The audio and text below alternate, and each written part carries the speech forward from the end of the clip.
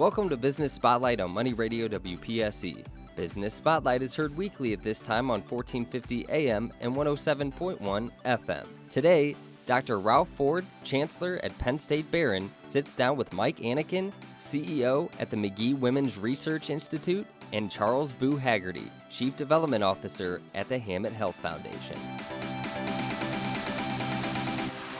Welcome to a special edition of Behrend Talks. And I say special because today we're doing something a little different. First of all, we're not broadcasting from my office in the Glen Hill Farmhouse. We are right here at the Hamot Health Foundation. And the reason for that is because of an announcement that we're making today that is very, very significant for the community. And we will get to that. But before I go any further, just let me introduce my two guests today. Mike Annichine, who is the CEO of the Magee-Womens Research Institute. Welcome here, Mike. Thanks, Ralph. And Boo Hagerty, president of the Hammett Health Foundation.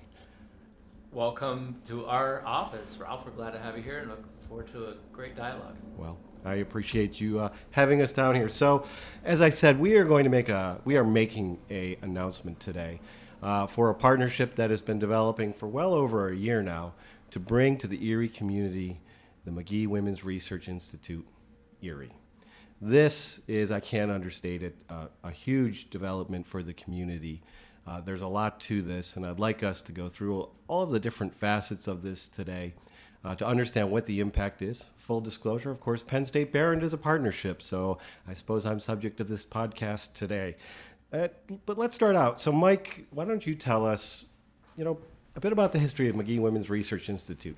Sure. So Magee-Womens Research Institute was started 26 years ago by Emma Gertzen, who was the president of Magee-Womens Hospital at the time. And she wanted to start a research institute that focused solely on women's health issues and reproductive biology, because that's the community that they served.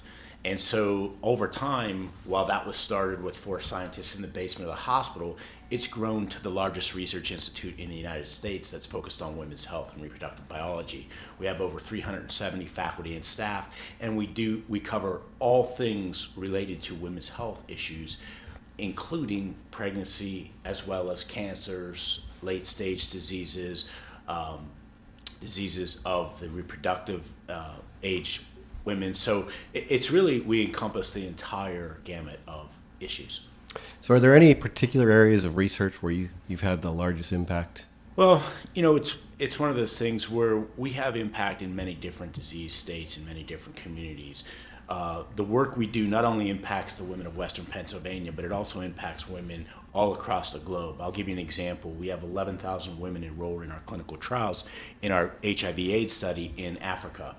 We've impacted the spread of HIV/AIDS we've reduced it by 30% in those clinical trials. So we conduct studies all over the world. We've got partnerships on 5 continents in 14 countries, and hopefully we're making an impact in each of those communities as well as in the disease states that we cover. It is significant, and I will tell you, when I went to your conference last year and I saw the research being done and just the stories of the women who spoke that evening, it was moving, it was impressive, and it's clear that you're having an impact on health.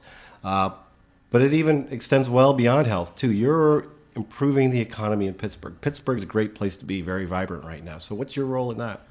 We've generated about $400 million of outside research dollars that have come into the city through our research programs. And we're able to do that by bringing in dollars from the National Institutes of Health, from industry sponsorships or industry-sponsored research projects, those companies like Merck or Pfizer, or companies that are looking to move the needle in a certain disease state or move the needle in a particular community.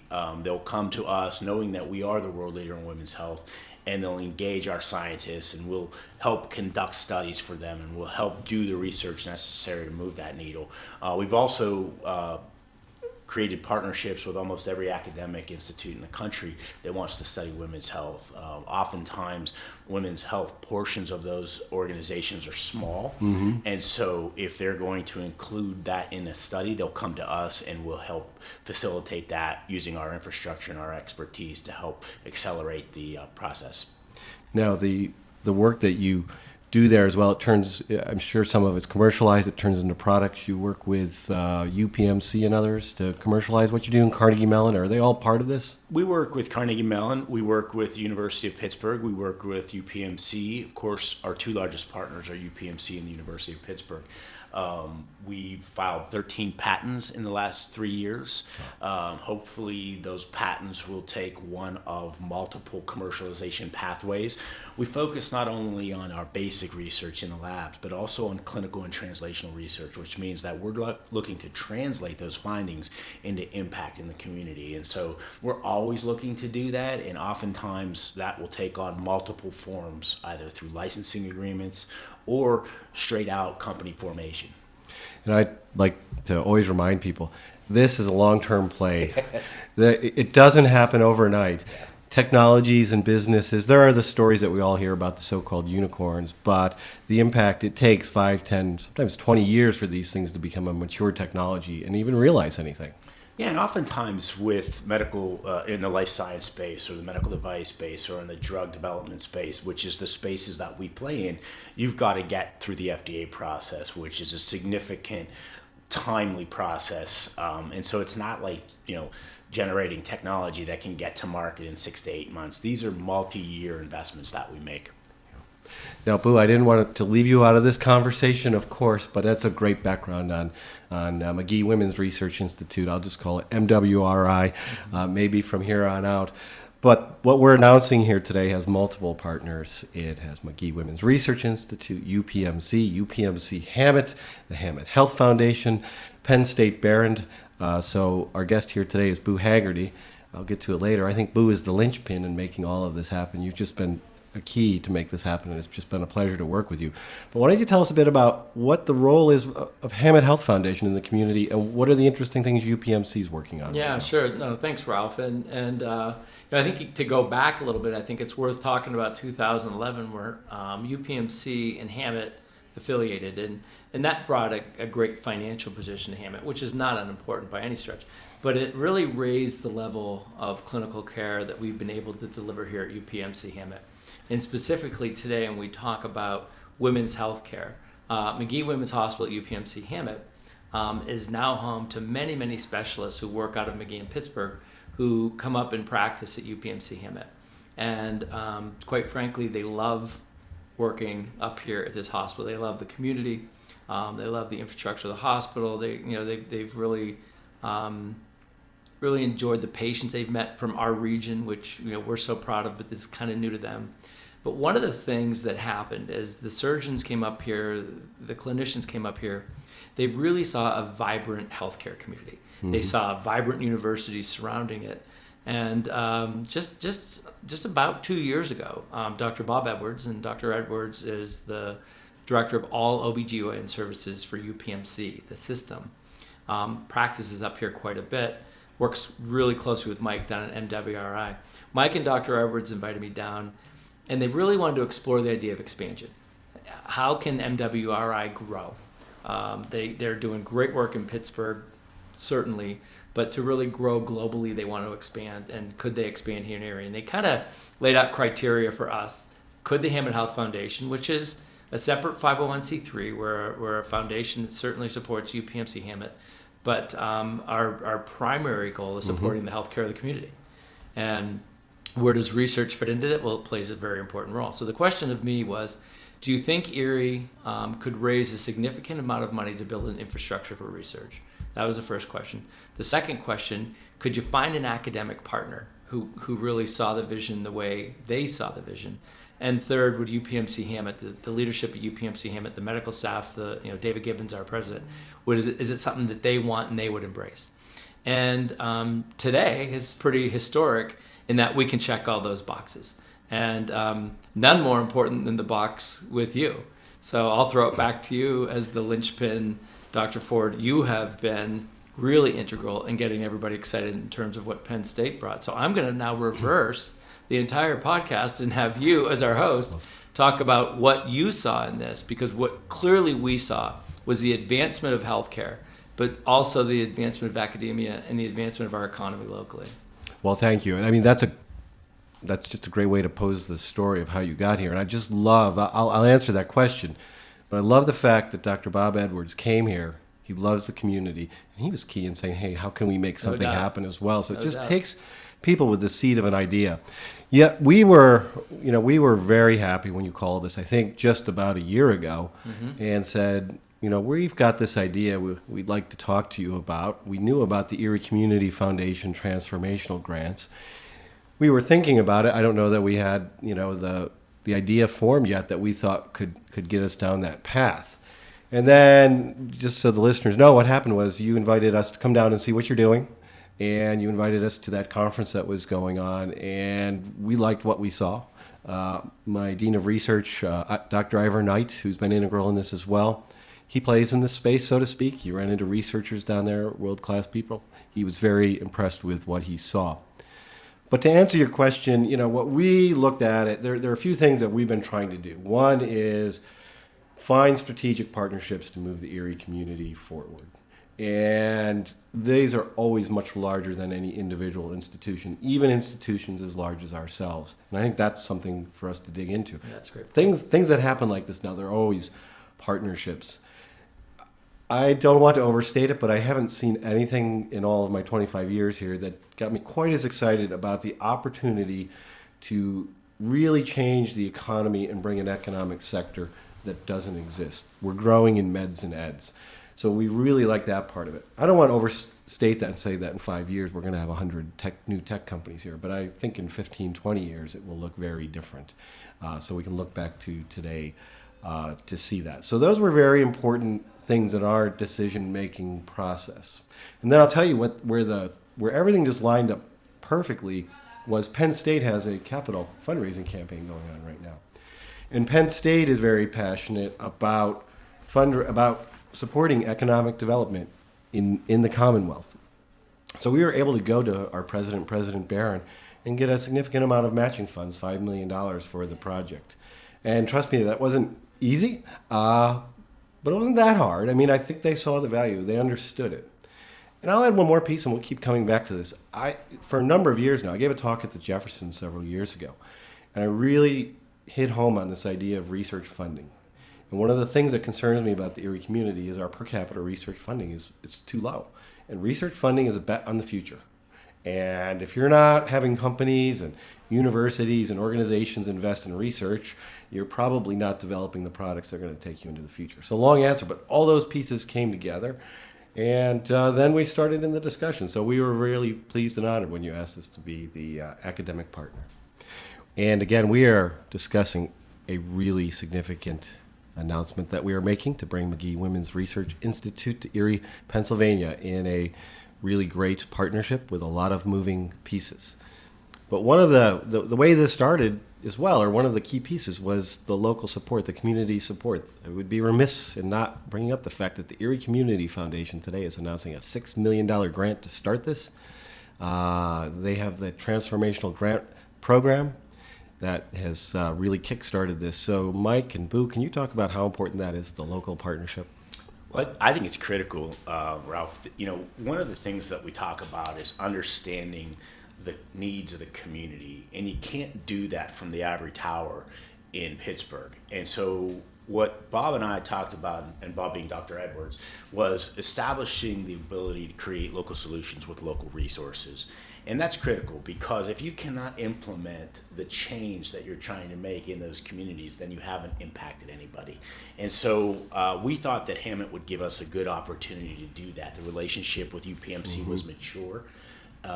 It was a community that had significant needs for research dollars, right? And so we thought that the rest of the community would embrace the concept of bringing those dollars in. And it was at the same time a place where we knew that we had doctors and patients that would be committed to finding solutions that they could then implement up here in Erie. So for us, it was important, and the Erie Community Foundation realized that. They asked us to write a white paper on research and what that does, both economically and for the health of the community. We looked into that, we did that, and from the beginning, they were very focused on, if we can do this right, who will benefit the most from this, and how do we make sure that that happens? And that's the Erie community. And so they've been focused on that from the beginning, and we're happy to be able to embed ourselves in that community and create solutions that the community has a hand in developing. And I would say a lot of credit to Erie Community Foundation and all the discussions we had with them. That was always front and center, is how is this going to impact the community? What's the importance? And that's their mission. That's what they do. Yeah, I mean, to add to that, and I couldn't agree more, the fact that, Mike and Dr. Edwards and Ralph, yourself and myself, we had several meetings with the Community Foundation board to have them really understand this, because research in and of itself is pretty complex. And to really understand, the 25 plus year history of MWRI, and to kind of show them and model what it would look like here was a challenge, without a doubt. But the physicians that Mike spoke about, they're the ones that got our board at the Hamot Health Foundation excited. So I think it's also important to note that when you mentioned going down to Pittsburgh, Community Foundation leaders went, Hamot Health Foundation leaders went, other leaders in the community went to see what Mike and his team have built at MWRI. Then all of a sudden you could kind of buy with your eyes to see what could be in that vision. And because of that, our foundation has committed $5 million to this. And that's a significant investment for a foundation that's only $26 million. It's a big investment. It is. It's a big investment. But really it was a no-brainer because of what Mike just articulated, because how much it benefits our community. And that's not unimportant to us. The clinical trials that the physicians are going to be able to do, additionally to what they're doing now, really benefit the women of this community in ways that I think we're all still trying to wrap our heads around how beneficial it's going to be. But then throw in the fact that with Penn State and the PhDs that you bring to the table, with the MDs that UPMC brings to the table, and really these are some of the brightest minds in the country. And I think sometimes in Erie we sell ourselves a little short, but we have some very bright minds. Mike talks about the fact we had to build the infrastructure. The money is there to now do that, so we go build the infrastructure. And now I think the vision has to be, to your point, the translational research that can come out of this is one thing, but the fact that the next epidemic in Africa that we don't even know what it is 5 years from now could actually have a source for a cure at MWRI Erie. That excited our board. That excited me. And that's the thing that I really think is important. The community understands that, yes, this is very beneficial to the Erie community, but this is going to have national and global impact. And that's really, really exciting to be part of that. You brought up a couple points, and one that I keep making too, and this will help us at Penn State a lot, is attracting world-class talent to Erie, Pennsylvania. Right. That is so important. That's the whole play. We're in a global, it's a global war for talent, so to speak. Communities grow based on the talent that they can attract now. And that's what the whole, with the EDDC, everything that's going on in Erie, when you get to the bottom of it, in my opinion, a lot of that is about bringing in new people, fresh blood, who are, we like people to come back into Erie who grew up in this community, absolutely. But we've got to change and bring in a lot more outside people. Yeah. So I think that's really important. And I have to say that I think that was really alluring to the Erie Community Foundation as well. They saw that and they got that. And economic development it's important to a community for sure. Now, Mike, one of the things that you said was community input is really important to figure out what problems you look at, how you work with the community. So this is day one of the startup now. Moving forward, how do you do that? How do you get that voice? How do you get the input from the community? That's a great question, Ralph. And to this point, and we talked about this having been a year-long project. We've had lots of input. We've engaged the doctors at Hamot Hospital. We've engaged some of the community leaders that understand what the disease states that are present here in Erie that may be a little bit higher than they should be, or a little bit higher than in other parts of the country. But now I think we start talking to the Erie community itself, right? It's like building a product. You never exactly know how that product's going to perform in the market until it's in the market, and then you tweak it as such. So as we begin to build our infrastructure here and recruit physicians and researchers from outside the community, we'll be able to leverage their expertise and better understand how the community would want them to respond and react to their needs. And so I think it's a conversation. I think you start the conversation now, And every conversation we have really starts with local, national, and worldwide impact in that order. And when we talk about clinical care being regionalized, it's really a research focus that allows us to expand our efforts beyond regional care. So we will start with regional impact, and then we will see how we can take that regional impact to other locations that are very similar to Erie. Yeah, and I think just to expand on that, we'll have an advisory board for this very reason that you just brought up, Ralph, and Mike will chair that advisory board, bring his expertise and the expertise of his team. And that's, again, another beauty of that. We're not building something from scratch. We have a model that's battle tested and foolproof. So we're going to be able to use that model. We have, again, Penn State's expertise. I think you've mentioned this. We have pedigree. We have great brands here coming together. But we will have an advisory board made up of community members to help guide and shape some of the conversation.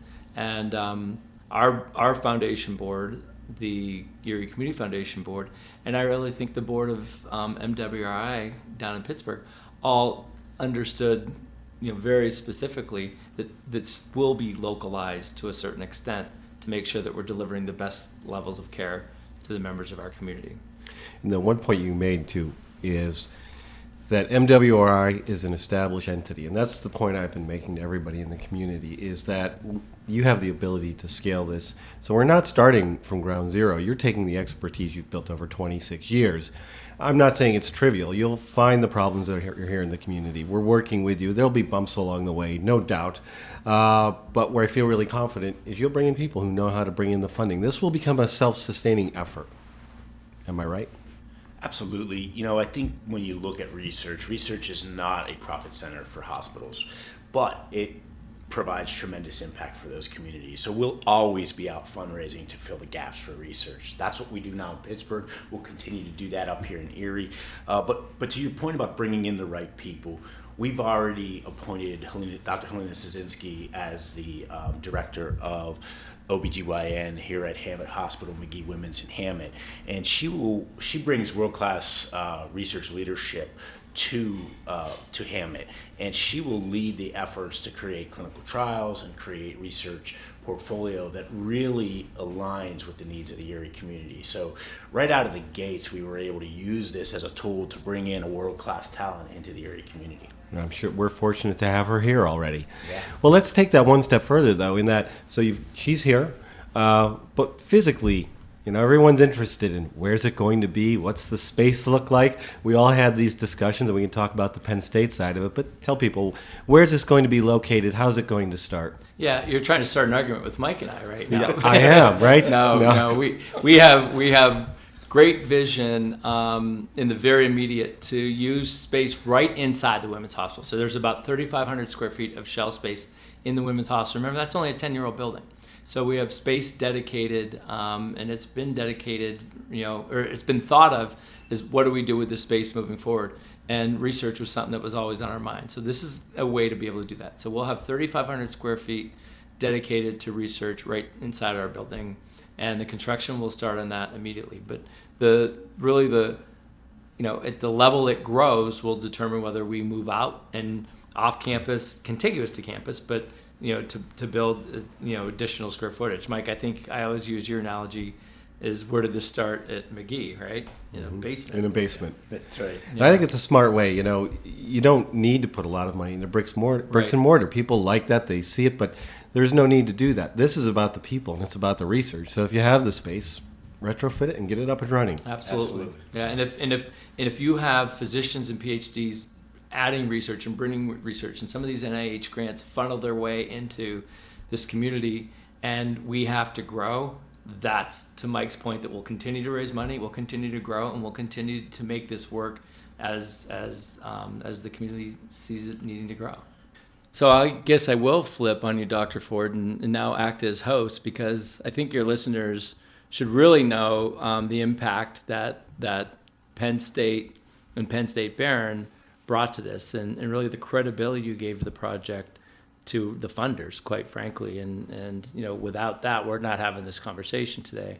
So really talk about a little bit more the vision that you had, how you saw this coming together, why you thought it was worth going to talk to the leadership at Penn State and why you think this has great impact for Penn State Behrend moving forward. Well, as you know, we've got really strong engineering programs, sciences, and we're known there. But as we've looked the last several years, we've known that we need to get more into life sciences, more into bioengineering. And we've got some expertise there.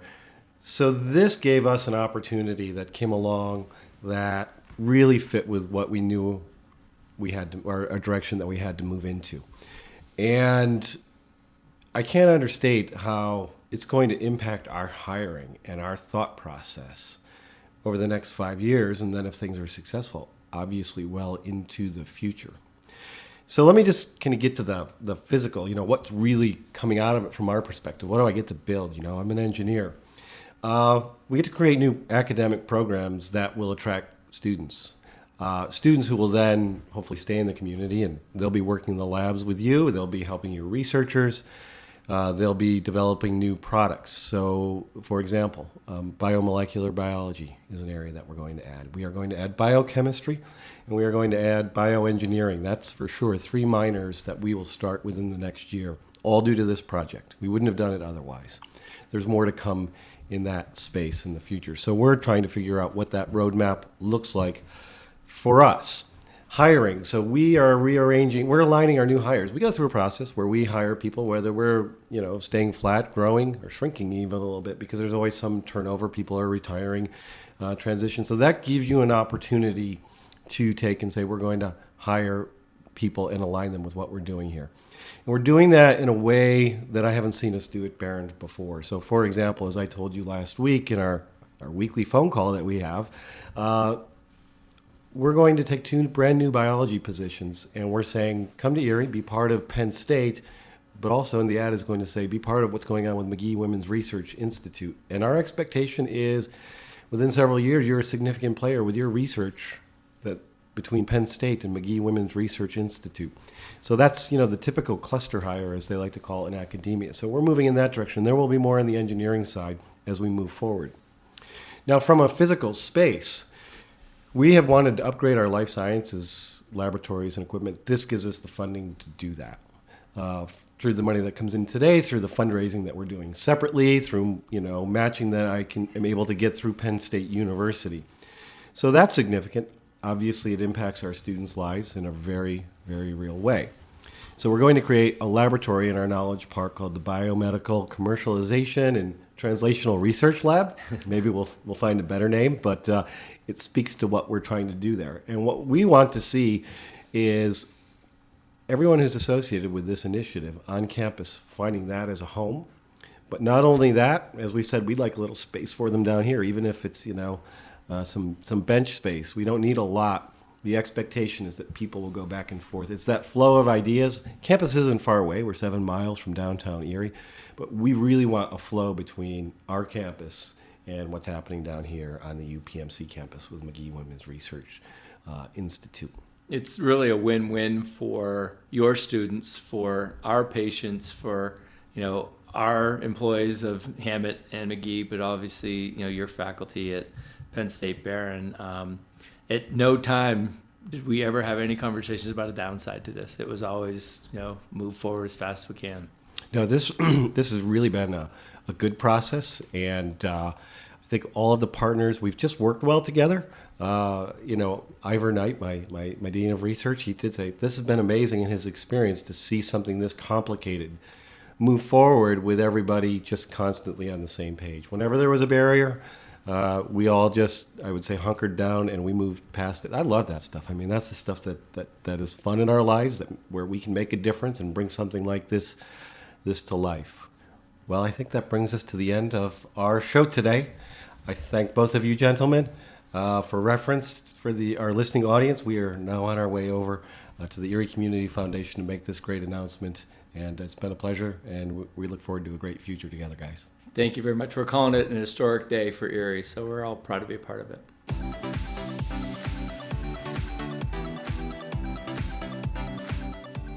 Thanks for listening to Business Spotlight on Money Radio WPSC. Join us again on Saturday morning at 9:30 a.m. for an encore presentation of the Business Spotlight with Dr. Ralph Ford. chancellor at Penn State Behrend.